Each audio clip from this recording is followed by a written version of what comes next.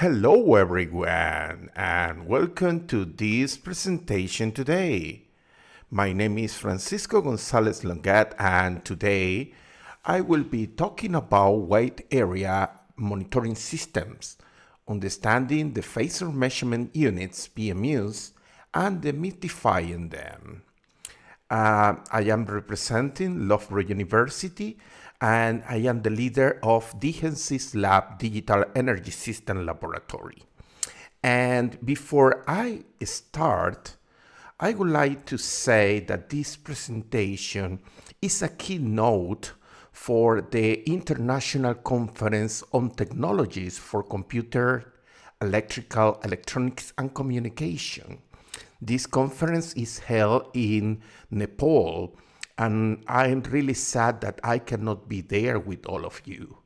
Also, I would like to express my gratitude to the OPAL.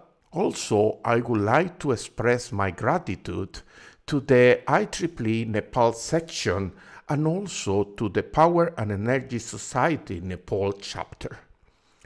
Well, let's start our presentation today. And I will start with some general idea about the content, about the agenda of all the topics that we are planning to cover today. This is a very ambitious agenda, and I will try to cover everything inside 45 minutes in order to give time for questions and answers. Well, as you can see over here, we will start with a brief background and motivation. Then I will discuss some very useful acronyms. Then I will go to the monitoring electrical infrastructure, and I will start to talk about the Phasor measurement units, and I will tell you that that is a physical and real device. And also, I will discuss the reason why we need the time synchronization. From there, I will start to talk about the synchronization standardization, and specifically today we will talk about the synchrophasor definition based on the standard C37118 from 2014. Also, I will have a brief discussion about the C37118, the communication. Finally, to close this presentation, I will discuss some real-time simulation hardware in the loop using Phasor measurement units, and finally, a live demonstration about some practical cases that we have developed in the DHENSY's lab. Well, this again is a very ambitious agenda, and we will try to do the best in order to fill the 45 minutes. Let's start with background of reliability and monitoring. And those concepts are intrinsically connected to the power system history or the commercial use of the electricity. Everybody is aware that the commercial use of electricity started more than 100 years ago during the 20th century. But at the very beginning of the electricity industry, we have generation plants that they were located very near to the load. Because at the very beginning of the electricity industry, the idea was to provide lighting system at home, and for that reason we installed the generator to cover the local demand, and today we call that the distributed generation or embedded generation. However, at the very beginning of the industry, the electricity was not a very important service. For that reason, if anything failed in the system, the lights were off, but the customers, they didn't complain because at that moment they didn't learn the dependency of the electricity that we require in the modern society. So at that moment in the history, it was quite accepted to have this kind of white blackouts. However, when the demand start to increase and then we require more and more generation, is when we start to go into the interconnection area. And the interconnection area was basically to cover the growth of the demand in order to cope with the requirements and the needs from the customers. But at that moment, the customer start to realize the importance of the electricity service. And for that reason, the operators, the system operator, start to take in consideration a very important way to increase the reliability. Reliability is a very interesting concept because the reliability refers at the probability of the electrical power system to perform the required function. I mean, the reliability means that the power system is able to produce the electricity and deliver the electricity to the customers. So when the customers start to realize the importance of this critical service that is called electricity, well, the companies start to take actions in order to increase this indicator. And that is the reason that we start to interconnect the electrical power systems in order to create and produce more reliable electricity in order that people feel comfortable using that service. And the expectations of reliability start to increase. And today, the modern society has zero tolerance for what we call a blackout. However, of course, there is the possibility of having a blackout. Recent events like the 14th of September 2023 in Nigeria demonstrate that the electrical power system, they can be reliable, but there is the possibility of something going wrong. And another blackout on 15th of August 2023 demonstrate again that situation. On 15th of August 2023 at 8:30 Brazilian time, it was an interruption, a massive interruption of 19 gigawatts of electricity load. That is around 27% of the total demand. Today, in the modern society, electricity interruptions are not tolerated, and for that reason, the system operator must create mechanisms in order to avoid this kind of interruptions. However, we start to increase the reliability. The obvious reason to do that was to increase the perception of the electrical service by the customers. And that was the moment that we start to race for more interconnections in order to provide more reliability. Because interconnections create redundancy. And with redundancy, we try to reduce this probability in order to increase the probability of something going wrong and increase the reliability. For that reason, generating power plants and transmission lines, they were interconnecting, providing this redundancy. In the UK, for instance, in 1881 was the first public electricity generator, and that was installed in the south part of England. In 1926, by law, we create what we call the Electricity Supply Act, and for that reason, we start to create interconnections in England. And that was the starting point of the Central Electricity Board that today we know as National Grid. In 1935, the interconnection National Grid was largely complete. Today, in 2021, we can recognize that Great Britain is highly interconnected, and we have a transmission network that is more than 7,200 kilometers. But with interconnections, well, we start to have several things to very important consider. For instance, we start to use more higher voltages and longer transmission lines. But at the same time, we start to include the concept of substation to connecting the transmission lines, but also to modifying the voltage levels using the transformer. And at that moment, Of course, the protective devices to clear the faults start to be a very important aspect.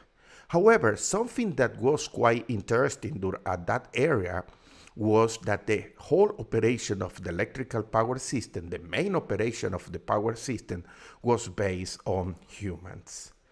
But then we start to go into the modern power system, more reliability, and to do that, we start to increase, we need to increase the reliability. Today, some indicator, for instance, for the year 2022, Great Britain has a reliability that is around 99.999997%. And that is because we have a very well-designed electrical power grid, and at the same time we have several redundancies that allow to have this high reliability.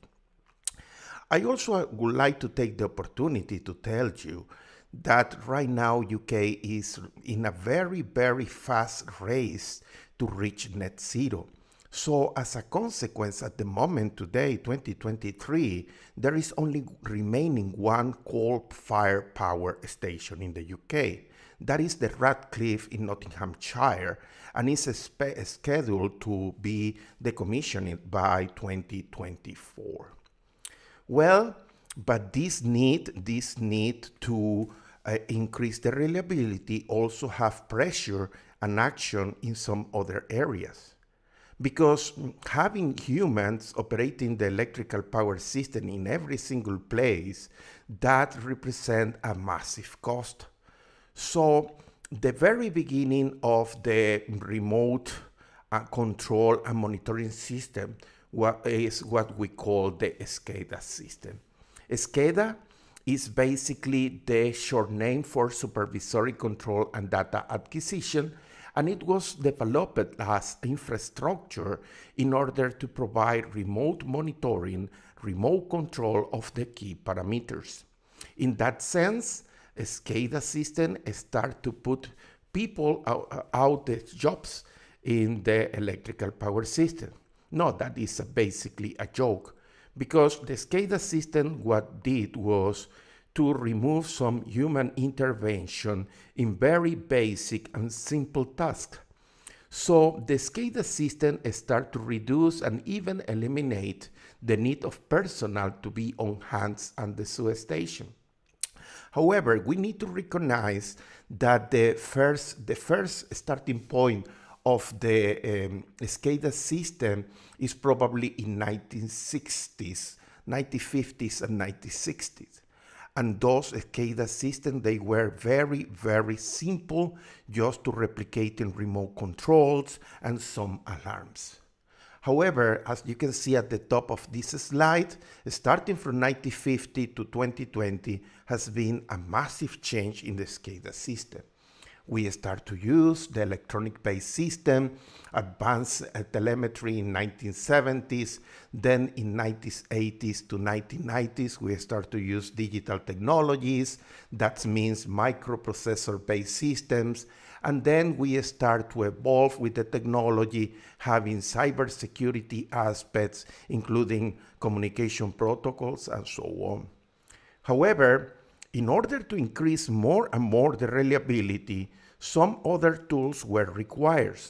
And that is where the wide area monitoring system become important. The wide area monitoring system is basically an advanced measurement technology that is dedicated to collect information.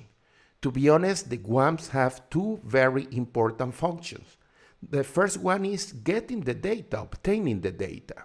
But the second one, and probably the most important, is extracting the value of that data and creating information in order to take decisions. So WAMs, or Wide Area Monitoring Systems, they are advanced measurement technologies.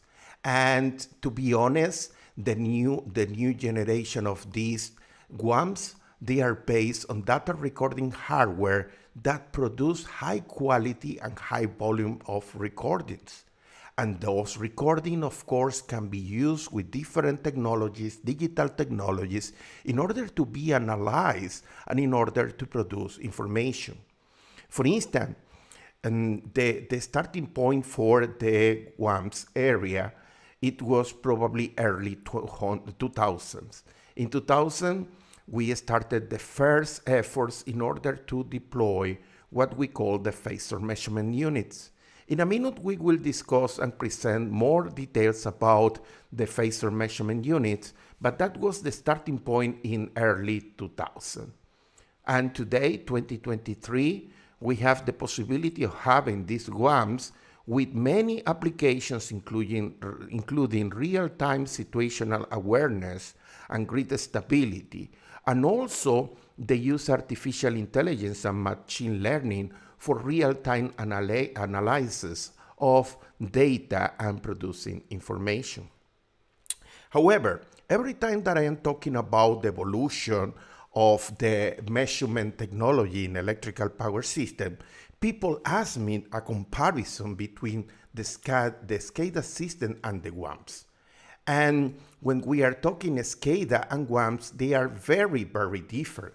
Because the SCADA, you can imagine like the technology that is designed in order to allow the analysis of the steady-state performance of the electrical system using a very low sampling density, and also that data is not synchronized with the network information. So it's very different to the WAMs, because one of the key features of the WAMs is that we have synchronously data stream coming in a very short time scale and providing information in a very short time scale. For that reason, WAMs are very, very useful when we have very fast dynamics. On the other hand, one of the interesting things about WAMs is that they are producing a lot of information, so the computational power requirements, the communication protocol speeds, and so on, they require a lot of speed. But now, let me keep going about the background, because now I would like to go in details into the WAMs. And everybody knows that the electrical power systems, they are based in AC signals. The AC signal, as you can see over here in the time domain representation, they are basically sine wave. But however, the sine wave at the very beginning of the electricity industry, they were quite attractive for the production of electricity. But at the same time, without computational power for calculations, they start to be a problem.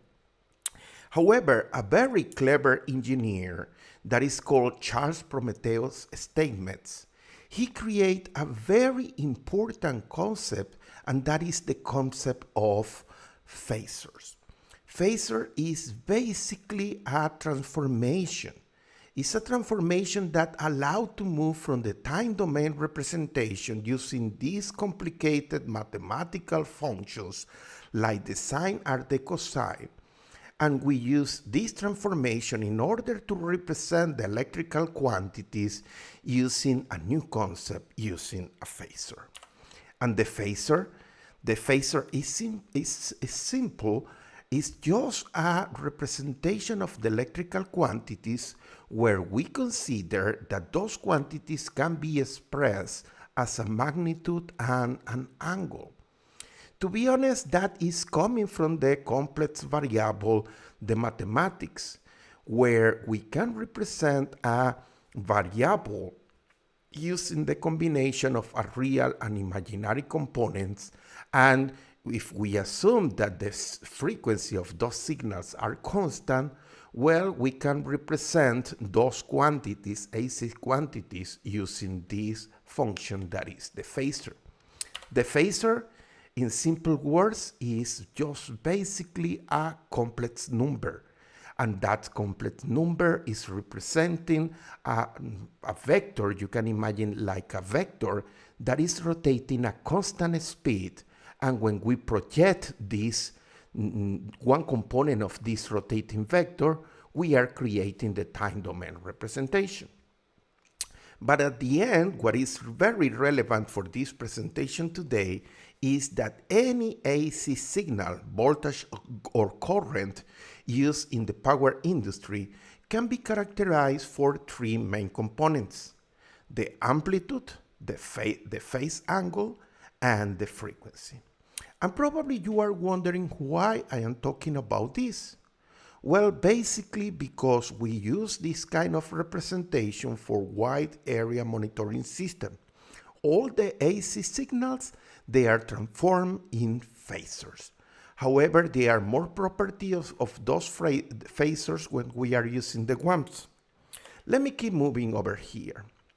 Monitoring the electrical infrastructure has been a very important task for many years from the very beginning of the power industry, because the monitoring system is basically what allows to control a very complex infrastructure like the electrical power system.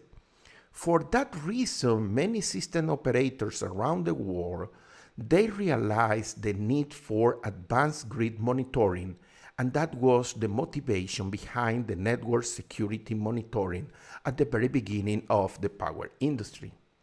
Later, this monitoring system transformed in what we call today the supervisory control and data acquisition called SCADA.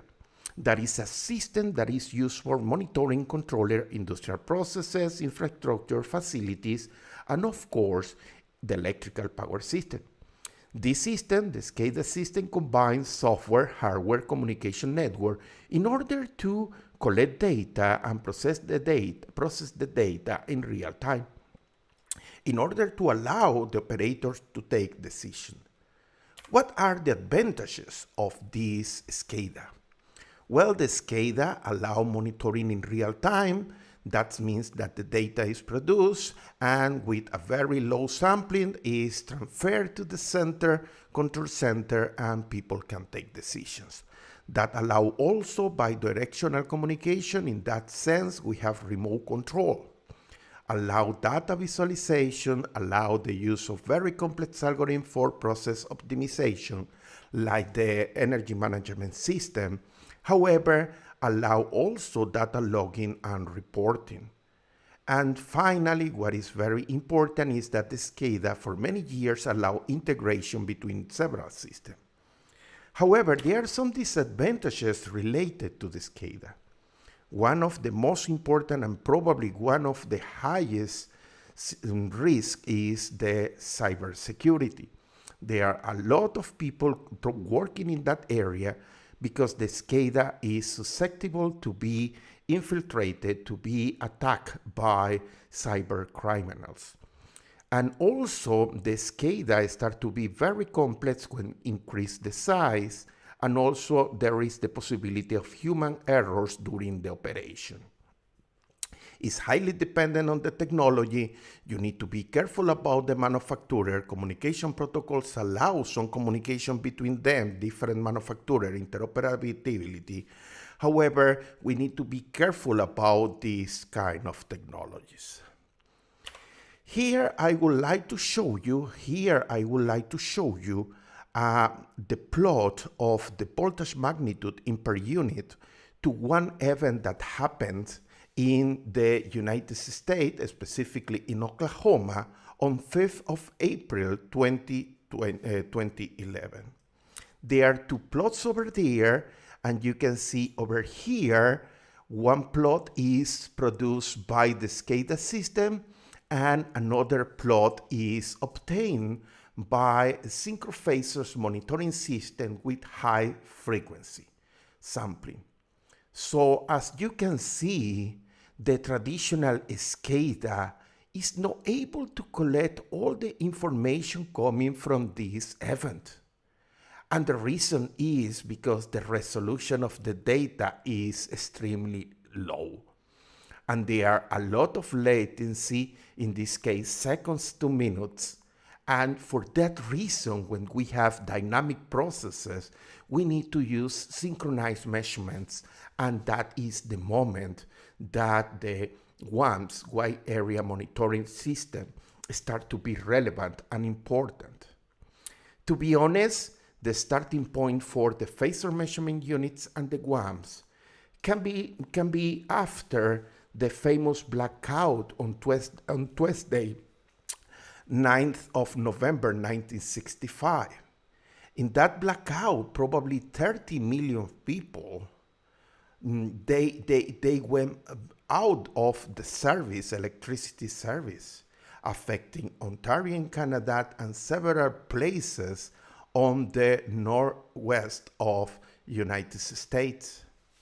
But from that blackout, one of the very important contribution after that blackout, it was the report where the authorities realized that the monitoring system at that moment was not good enough to take the actions and to get the information to take the decisions in a very proper time frame. So that is the moment that the utilities, power utilities, realize that something must change. And the origin of the Phasor measurement units, is basically starting from symmetrical components distant relay that was developed in early 1970s.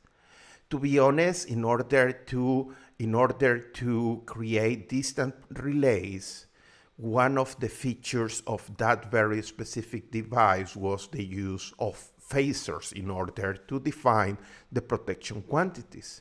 So from the symmetrical components of voltages and currents, you were able to calculate the symmetrical components. And from there, it was the reason for this very important step forward on the use of Phasor measurement system for protections. In early 1980s, in America, Europe, and other countries around the world, they start to use what we call the Global Positioning System, GPS. The Global Positioning System is basically a satellite network that has been deployed around the world. And this GPS system is able to provide time signals with a very high precision. So the GPS time signal that is available worldwide can be used in order to create some samplings attached with timestamp in order to create the new generation of digital relays, but with synchronized sampling measurements. And that is the origin of what we call today the synchronized Phasor measurement unit. Well, it's time to start to clarify concepts and also to make clear many misconceptions related with wide area monitoring system and Phasor measurement units. The first misconception that many people have is that the Phasor measurement unit is a device, a physical device. It's a hardware. A PMU, Phasor measurement unit, is basically defined as a device that produces synchronized phasors. In other words, is a hardware that receives analog signal, voltages and currents, and then with a time synchronization coming from the GPS network, satellite network, they produce a very specific information that is time-stamped, synchronized time-stamped, that receives the name synchronized phasors. The synchronized phasor is basically a phasor that is calculated from the data samples using a standard time signal as a reference. Over here, you can see over here one of my favorite Phasor measurement units. Probably is the oldest unit that we have at the lab. This is a dedicated Phasor measurement unit. That means this is a device that is only providing data streams of synchronized phasors. This is coming from the arbiter system, and this is the model 1133A. Basically, it's a hardware. The Phasor measurement unit is a hardware, and inside that hardware you will find several elements. The first thing that you need to recognize is that we receive analog signals. And we receive analog signals, voltages and currents. So as a consequence, we need to create a data processing. And the data processing is coming inside the hardware with this analog to digital converter.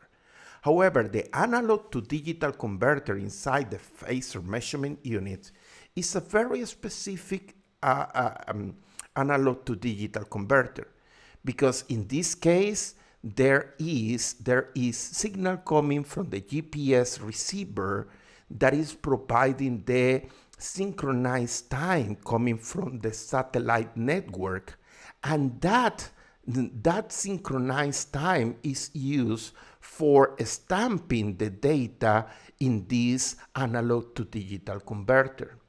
Then that digital data, timestamp digital data, is processed in order to generate the synchrophasor. And finally, we have a piece of hardware that is creating the data stream, providing what we call the synchronized phasor. In general terms, you can see over here that basically we have analog input voltages, data acquisition system, signal processing together with the GPS receiver module, and then we have the communication interface creating the data stream. You can see over here in this slide, this is one of the very first Phasor measurement unit, and this very first Phasor measurement unit was created in Virginia Tech in the United States of America. So, in order to clarify several of misconceptions related to Phasor measurement unit, now what I want to tell you is this a Phasor measurement unit? Well, what you can see over here is a block that is provided by MATLAB Simulink. If you go to the help of MATLAB Simulink, you can see that for this block over here is basically a PMU that is based in a PLL. And the help, the information is very clear, and they say is inspired in the IEEE standard C37118. Here, what we have is a very simplified device that is trying to mimic some of the functionalities inside the Phasor measurement unit. However, if you are running simulations in MATLAB Simulink using this model like this, you are not creating data stream. This is not a time synchronized information. So as a consequence, what you are creating over here is just a time series of data, but this is not a synchrophasor. So as a consequence, this is not a Phasor measurement unit. Well, I must clarify that the PMU, the Phasor measurement unit, is hardware. And this hardware, you can see over here, I opened the arbiter system, the 1133A, And you can see over here at the back, we have the voltage and currents inputs. You can see here the current sensors. And inside we have DSP, digital signal processing, that also with the signal coming from the GPS is creating the data stream, the phasors, synchronized phasors, that they are creating the data stream. In this case, this is a real hardware. In this case, this is a real phasor measurement unit. If you want to learn more about phasor measurement units, I highly suggest that you go and explore this website. This is a project that we developed in 2017, 2018, and this is basically a low-cost PMU, phasor measurement unit. This project is called Phasor Catcher, and Phasor Catcher is basically a hardware that is creating the synchronized phasor measurements using 3 Raspberry Pi. So in this case is creating Phasor Catcher is a project that is using 3 Arduino Due in order to replicate the functions of the phasor measurement unit, and in that sense is creating the data stream and creating the real phasor units in real time. Another misconception is about the time synchronization. Time synchronization is very important because if you remember the theory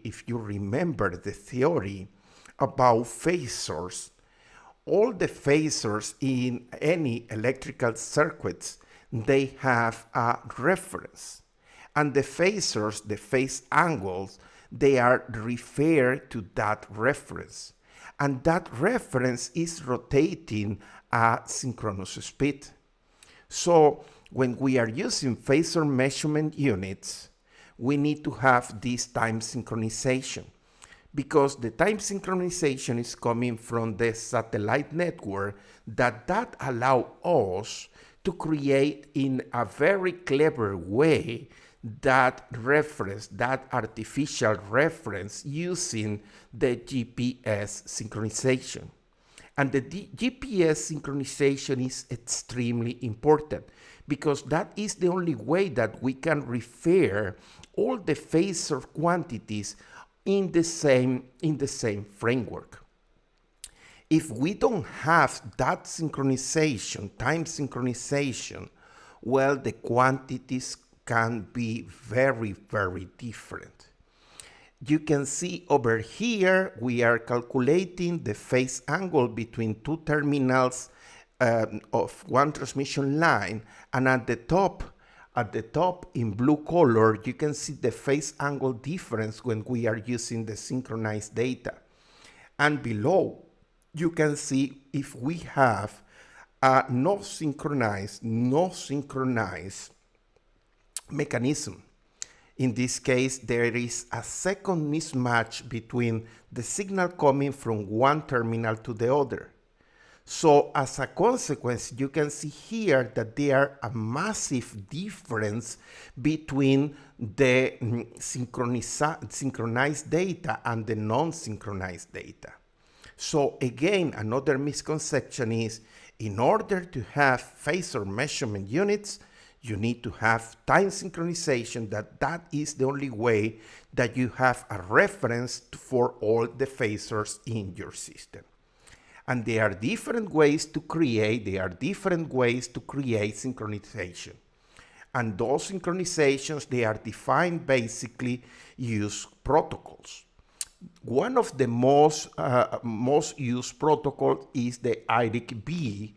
However, today, modern substation, especially for very digital substation, we are using the PTP. I will not discuss here those synchronization protocols, but I invite you to go to the YouTube channel and have a look about the presentations in digital substations. Well, it's time to discuss some of the typical synchronization standardization.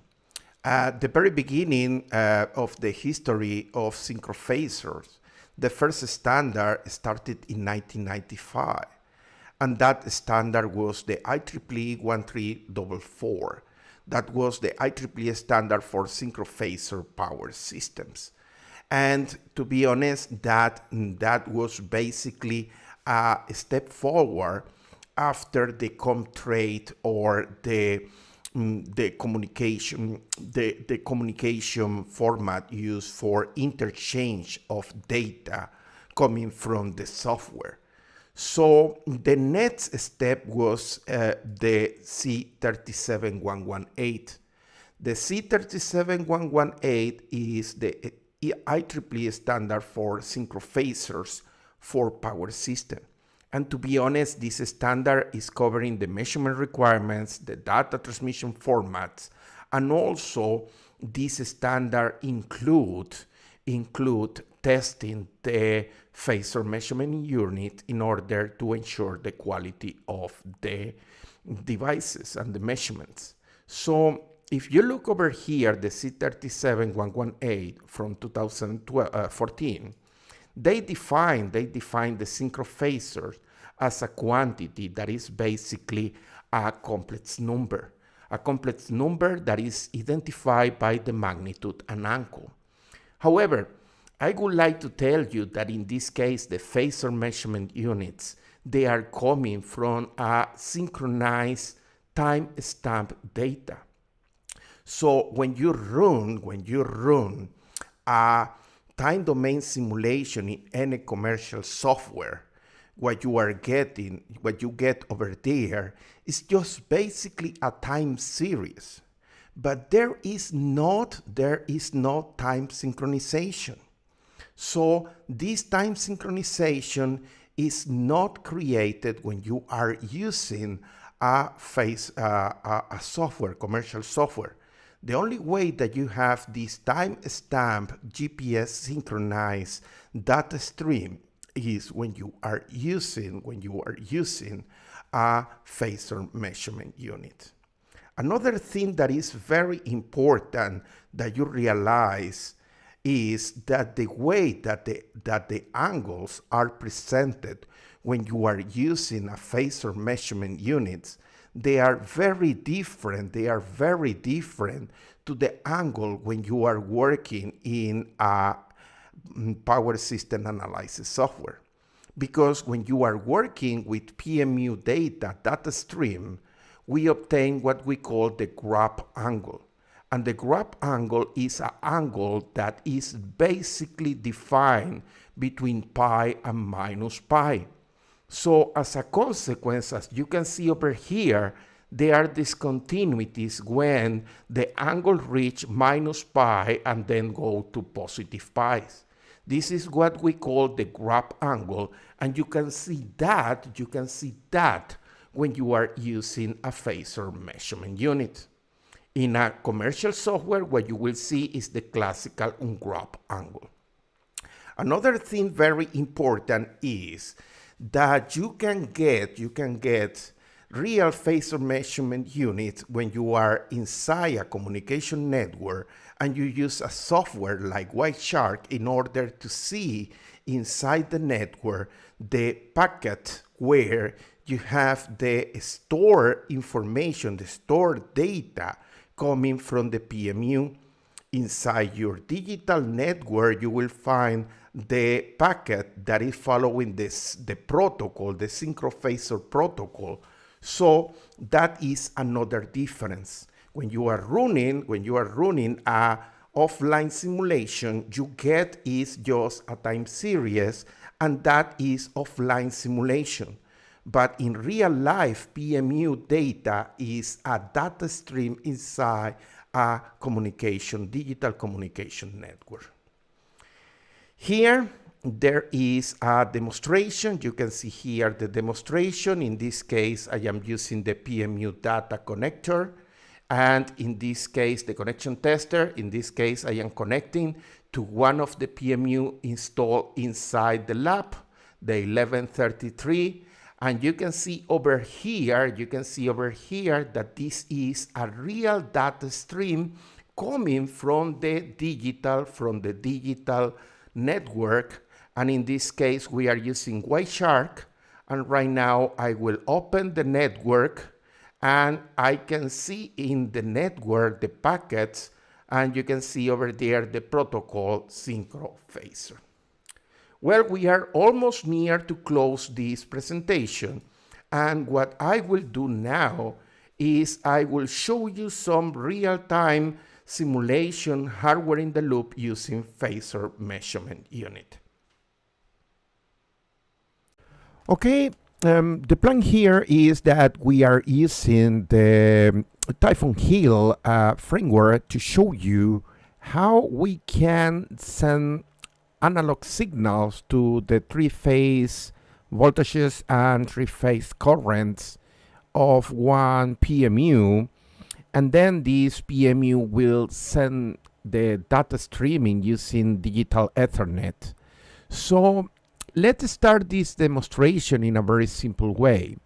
Here we have the Typhoon Hill control center, and because I need to use the real device, I will use the device manager in order to establish the connection with this very interesting Typhoon Hill 604.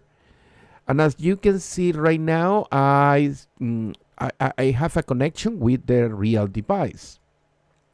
So from there, what I'm planning to do is I will use this very interesting system. This is a system that we are preparing. We are calculating the RMS value of a three-phase voltage, and over here a three-phase voltage is used to create the equivalent current signals.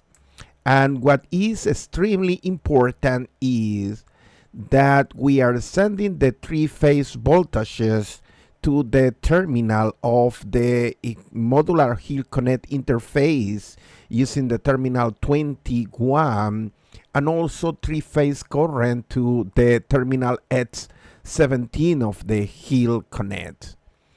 Well, right now I explained this schematic, and what I will do straight away is to compile this model and send this model to the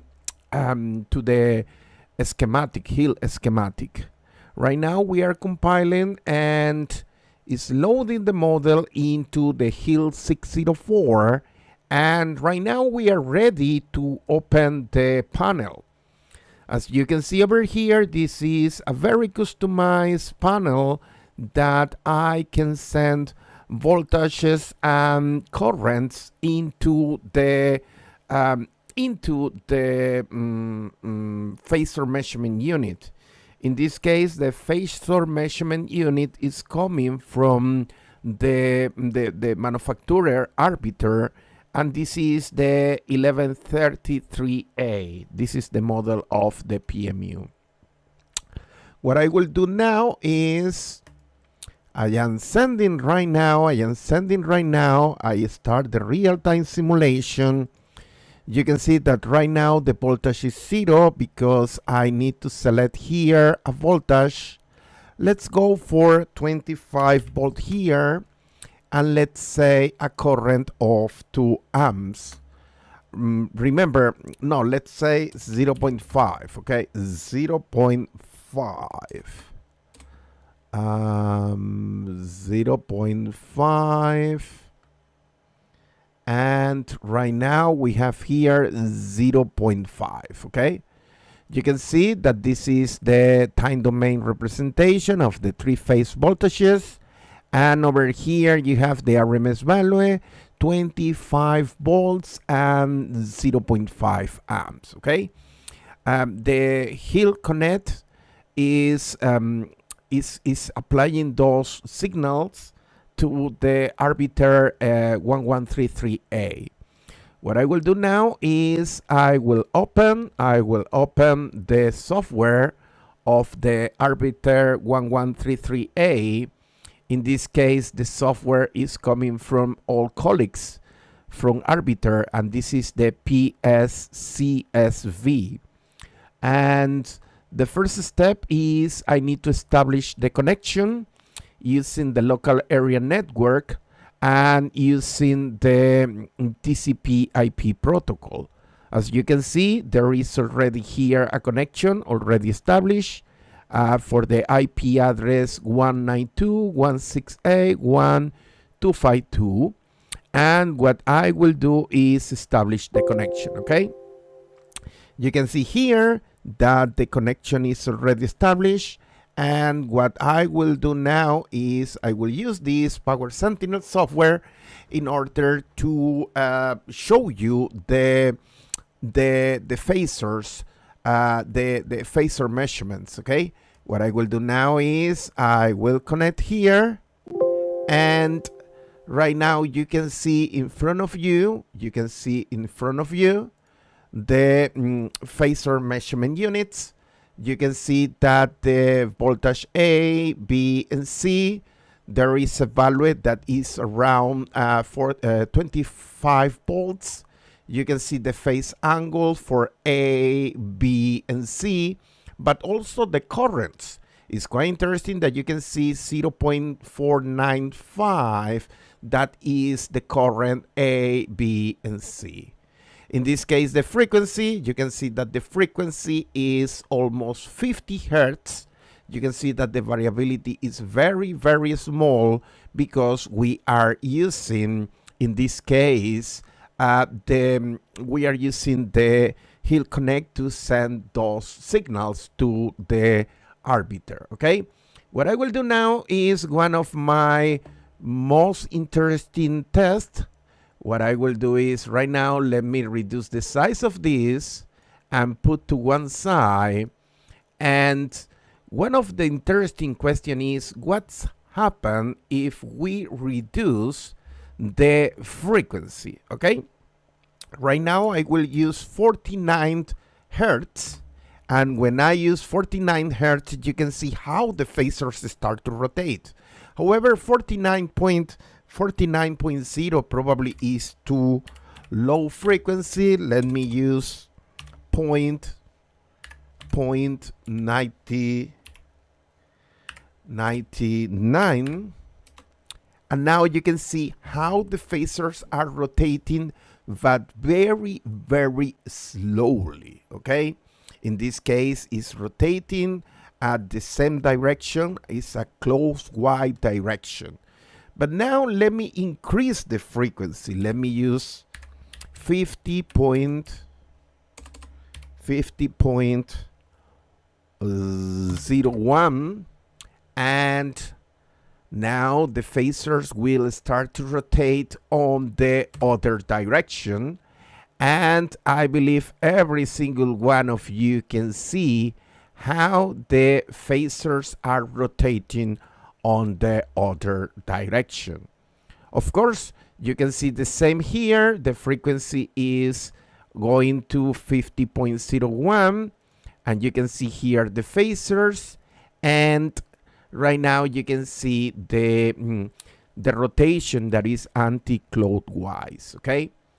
Well, with this demonstration, I am extremely happy that I showed you how to see the phasor measurements using the software from Arbiter system, and I am using the modeling and simulation framework from Typhoon Hill to show you those phasor measurement units.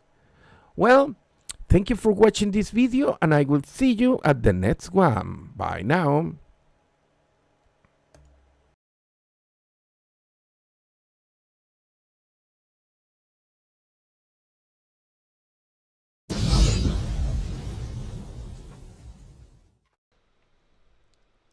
Well, it's time to close this presentation, and as I say at the very beginning, it has been very ambitious, trying to put inside 45 minutes the information about wide area monitoring system and understanding the concept of phasor measurement unit.